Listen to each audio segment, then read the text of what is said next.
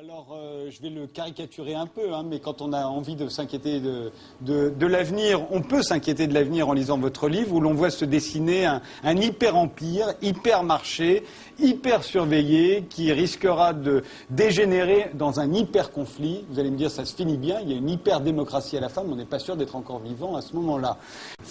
Le scénario, c'est celui d'une généralisation du modèle des démocraties de marché, comme vous les appelez, jusque dans les années 1935. 2035, excusez-moi.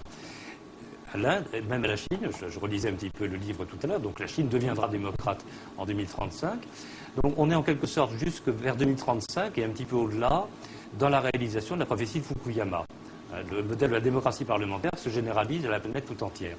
C'est à partir des années 2050 que les choses vont commencer à se gâter, qu'on va basculer dans l'hyper-conflit, à l'hyperterrorisme, et dites-vous que le capitalisme commencera à supplanter la démocratie, à se retourner contre la démocratie. Et puis après, beaucoup plus tard, les choses s'arrangeront.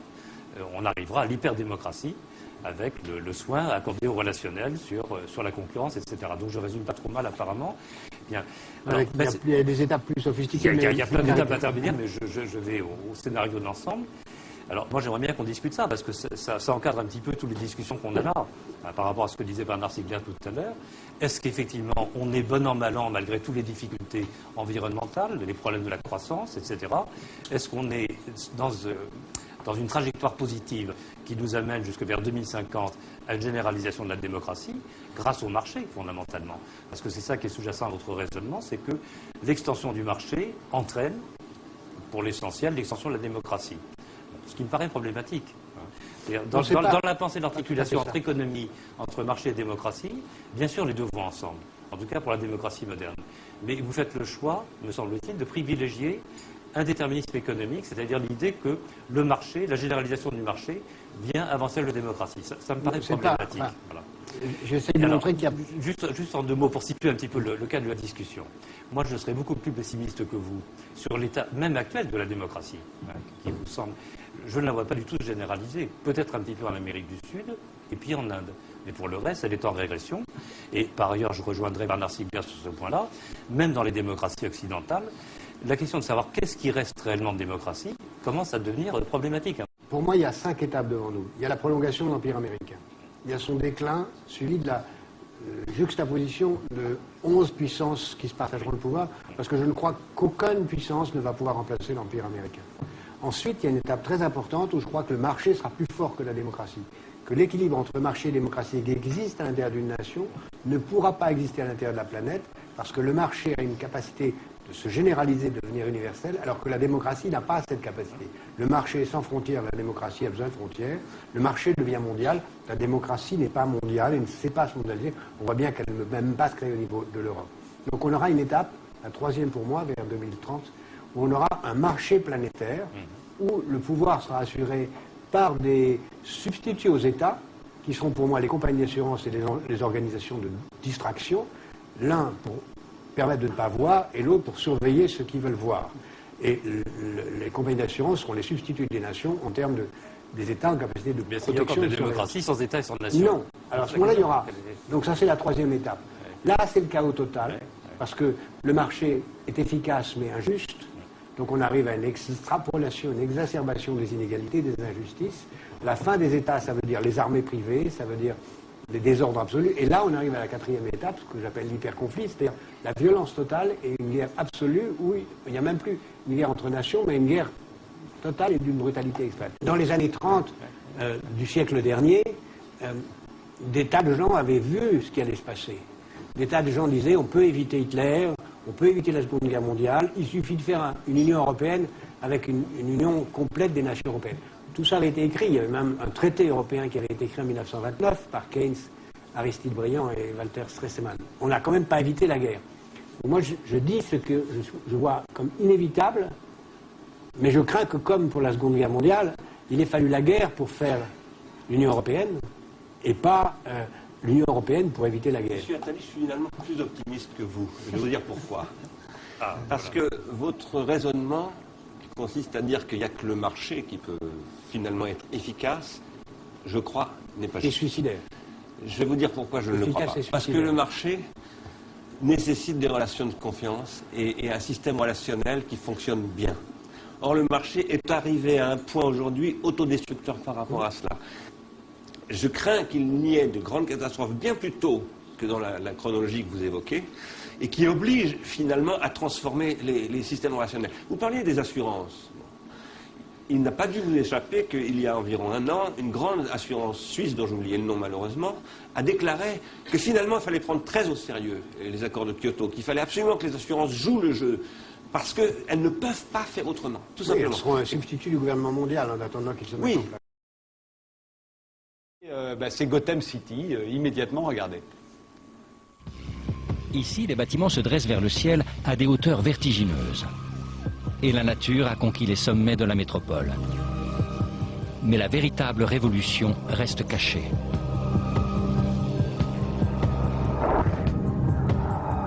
Les hôpitaux, la police, les pompiers et les gares sont inextricablement connectés entre eux via des milliards de puces informatiques comme les cellules du corps humain.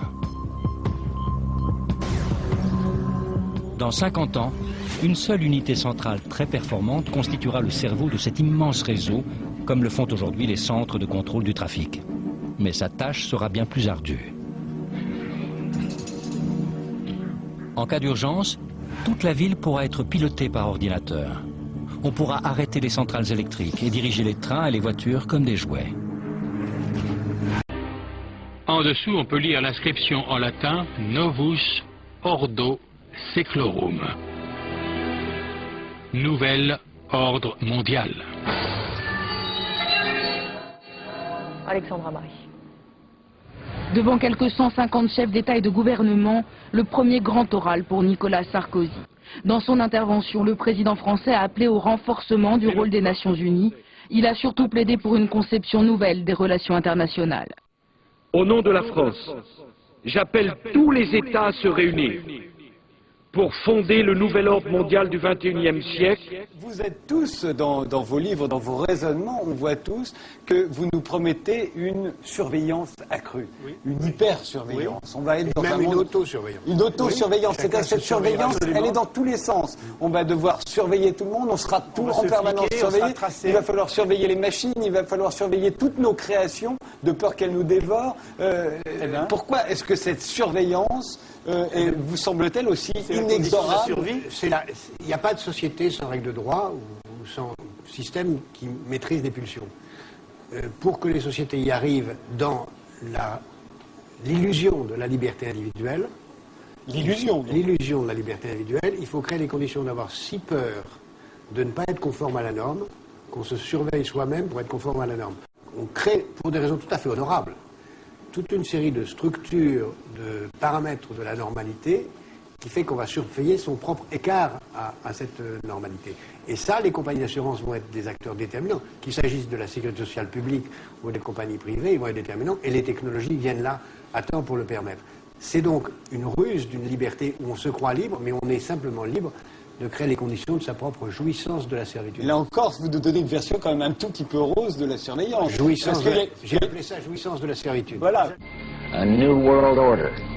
A world where the rule of law, the law of the jungle, governs the conduct of nations. When we are successful, and we will be, we have a real chance with this new world order, an order in which a credible United Nations can use its peacekeeping role to fulfill the promise and vision of the UN's founders. Le moment est venu de lui donner un nouvel élan. Ce qui a été accompli ces dernières années est loin d'être négligeable. "200 years ago, a famous British Foreign Secretary said that the new world had been called into existence to redress the balance of the old. In 1990, another old world ended, dominated by the Cold War, and people talked then, in 1990, of a new world order. What they actually meant then was a new political order. And what was not foreseen then, but is obvious now from everything that we see and do, what we experience in every day of our life, is the sheer scale and speed and scope of globalization. And it's only now that we can begin to understand that the world order that globalization brings and what it's going to look like. It's driven forward now not just by the balance of military strength, the Cold War times. Ce qui me frappe et qui m'inquiète un petit peu, vraiment, qui me terrorise un peu dans les discussions, c'est que finalement, on voit totalement disparaître l'idée d'un idéal politique, d'un idéal démocratique. Alors, il y a de la surveillance, et je rejoins ce que disait Bernard Stiegler, à partir du moment où il n'y a plus de filia, il n'y a plus d'être ensemble, puisque les individus ne sont pas reliés par un projet politique commun, il ne peut rester que des règles de la gouvernance, des règles et de la surveillance. Mais c'est comme si, sans crier gare, nous avions tous abandonné cet idéal d'une communauté politique démocratique. Alors il reste ce que Jacques Attali appelle de la démocratie de marché, qui fonctionne à la gouvernance, mais l'idée d'une entité politique a complètement disparu. Et du coup, ça me confirme un peu dans mon diagnostic pessimiste, plus pessimiste que le vôtre, sur le fait que la démocratie est déjà considérablement atteinte. Alors s'il est considérablement atteinte et qu'il faut attendre, c'est un peu le pronostic de Jacques Attali, qu'il faut attendre quasiment 80 ans pour qu'elle renaisse sous la forme d'une économie du don solidaire, etc. Et planétaire, c'est quand même très très problématique. Et personnellement, d'ailleurs, je ne crois pas du tout que les choses puissent fonctionner uniquement en réseau, par une bienveillance généralisée à l'échelle mondiale, sans que se restructurent des communautés politiques. Mais je rajouterais une question, puisque la question s'est posée, un certain nombre de penseurs la posent aujourd'hui. Est-ce que la démocratie n'a pas trouvé ses limites? Parce qu'aujourd'hui, face à des problèmes mondiaux, des problèmes planétaires, la démocratie ne serait plus légitime à pouvoir les résoudre. La démocratie ne peut se traiter ou être efficace qu'à l'échelle planétaire. Si on n'a pas aujourd'hui un gouvernement mondial, on ne peut pas parler sérieusement de démocratie. Or, nous n'avons pas de Donc elle a trouvé ses limites, la démocratie. Non, elle ne trouvera son accomplissement que lorsqu'elle sera une structure avec un gouvernement mondial, des gouvernements régionaux et des gouvernements locaux. Dans très très longtemps, on ne le verra pas. Je n'en sais rien, mais le gouvernement mondial, il est là. Il suffit. Ouais, ça fait peur.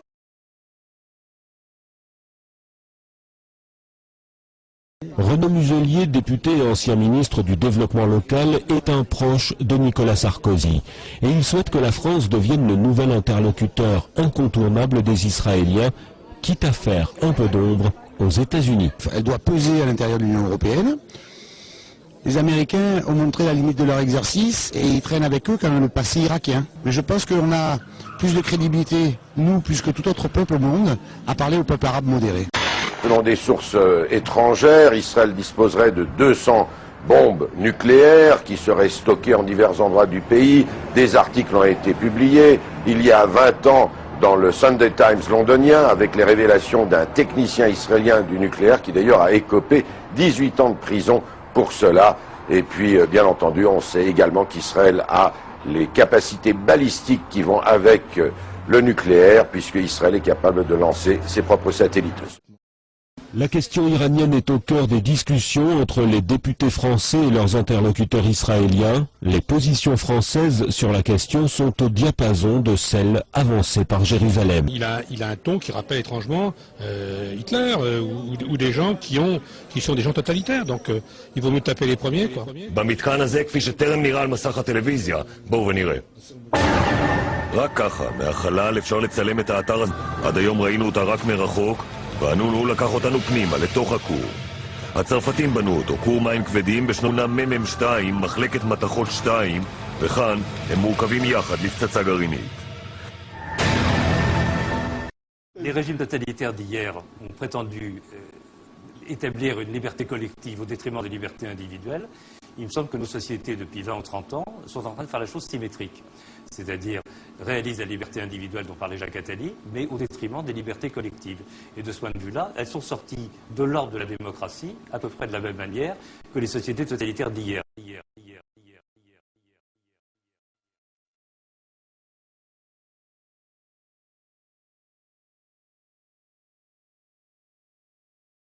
Car aux États-Unis, dans cette élection américaine, on essaye de refiler au monde un candidat qui s'appelle Bloomberg, de l'agence Bloomberg, qui est multimilliardaire, qui a gagné 11 milliards de dollars de la façon la plus douteuse depuis une trentaine d'années. Cet homme-là, promu par des intérêts qui veulent contrôler le monde, cet homme-là, qui est allié à McCain, candidat possible républicain, et à Joe Lieberman, l'ancien démocrate passé, devenu je ne sais pas quoi, ce milieu-là essaye de produire un homme qui soit une sorte de Mussolini à l'image du XXIe siècle.